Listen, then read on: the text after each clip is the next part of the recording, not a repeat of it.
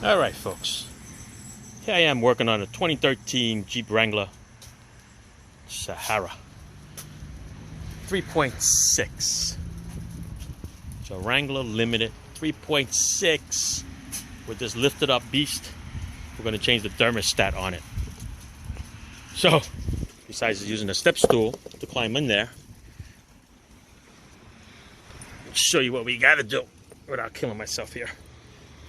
Oops, almost fell. There you go. Two 10-foot bolts over here. 10 millimeter bolts over here. 8 millimeter socket for the clamp or a screwdriver. 4 clips. 1, 2, 3, 4. There's a plug underneath over here. Okay, goes underneath this hose. Unplug that, put it out of the way. That hose you can remove if you want, otherwise you're just going to lift it up and we're going to bend it out of the way. Okay, so I'm going to lift it up, got the nice little silencer in there. Okay, bend it up, out of the way. It'll be fine. Change the filter, by the way. Down over here with the thermostat. Okay, the thermostat has 2 bolts, one on top, one on the bottom. They are both 10 millimeters. Right, on the thermostat housing is 2 bolts, 10 millimeter bolts. There you go, nice and pretty long. All right, when you remove them, not much antifreeze is going to come out. Okay, but this is 8 years old. If you haven't changed the antifreeze in a while, yes, change the antifreeze. Okay, but definitely you do not need to drain it because the engine is actually higher in the radiator, so it's okay. But the antifreeze that does spill on the belts over here, rinse it with water. And rinse it really, really good. Otherwise, the belt's going to squeak.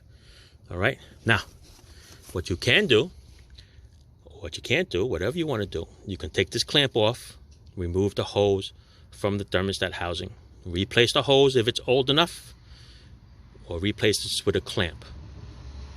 All right? A worm clamp. I usually try to cut it back a little bit more if you want to reuse the hose, but otherwise, change the hose. But if you don't want to touch the hose, what you can do is, once it's unbolted, you can just lift it up out of the way. Get your harness out of the way, and it'll come up. Okay, lift it up, get it away from the harness, bend it up out of the way, and here you go.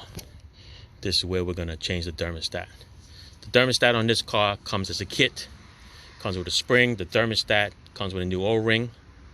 Okay, and this little retainer here. Basically, this retainer, you're going to push down on it and twist it, and it'll come out of these little clips. All right, it's a lefty loosey, righty tighty, because you see on this side it's sealed. Okay, on this side over here, see, it's opened. All right, so when you lock it, it's going to only turn and stop in one spot. Now, get a nice channel locks, bend it, spin it off, and all these parts will come out. All right, and get my channel locks. All right, so this is the kit. That's the part number. I don't know what brand it is. The customer gave me the parts, but this is the O-ring or the seal. This is the thermostat. This is the spring. This is the retainer. Okay, this is the order that it will go in, just like this. All right, and I'm going to spin it off of there. Okay, I'm going to show you. Let me mark you up on this little fugazi thing here.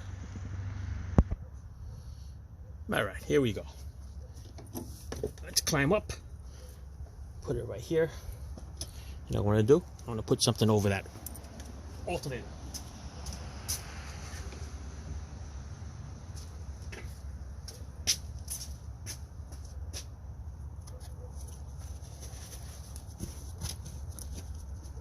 There you go.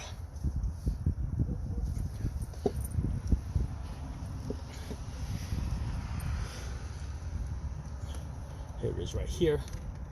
I'm going to squeeze it, push it down, spin it to the left. It's 1 piece, 2 piece. Mr. Thermostat. This one has a little tiny rubber O-ring there. Okay, nothing else in there. Reversal. This one's going to go in here. The spring and the retainer Of course, there's going to be a tighter spring. So putting it back is always a lot harder than taking it off. Let's see if we can do this here. Uh-oh, it's starting to spin on me. Try it again.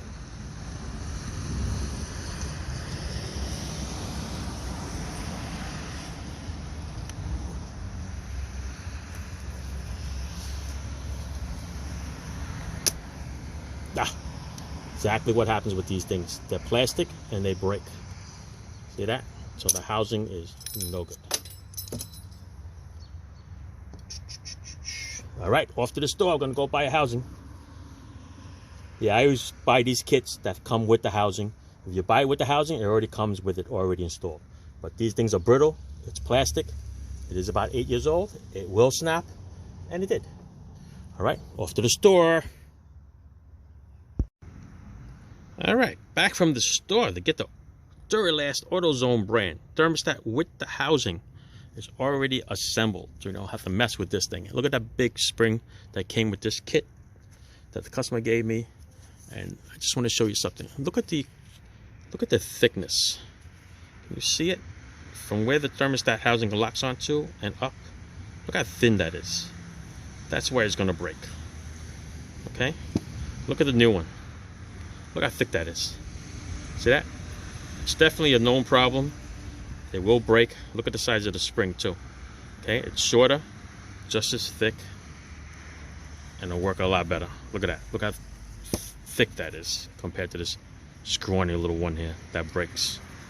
All right. So yeah, some people change the thermostat. It works for a little bit, then all of a sudden the car runs a little hot. Yeah, this thing could have broke at any time. All right, glad it broke right here. But yeah, buy this thermostat with the housing assembly and put it all in as one piece. Get rid of this kit stuff. All right, so we took it off. We took the clamps off. We're gonna reset it right in here. I want to finish and continue on the job. All right, take you off my hook over here. All right, so we put the whole assembly in, 2 10mm bolts.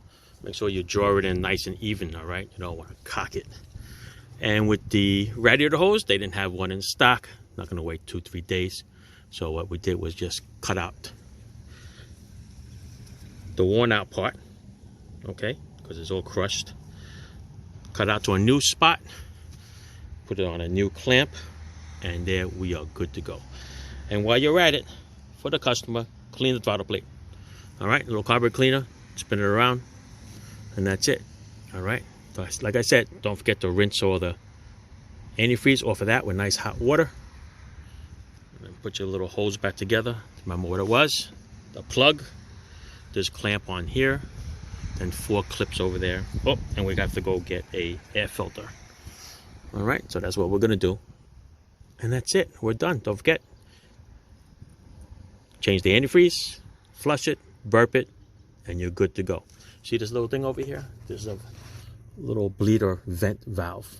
What happens is that because the radiator is a little higher than the engine, or the engine's higher than the radiator. I forgot which one it is, but anyway, sometimes when you drain the antifreeze out of the radiator, you get a little air bubble in here, and it's going to be air locked in here.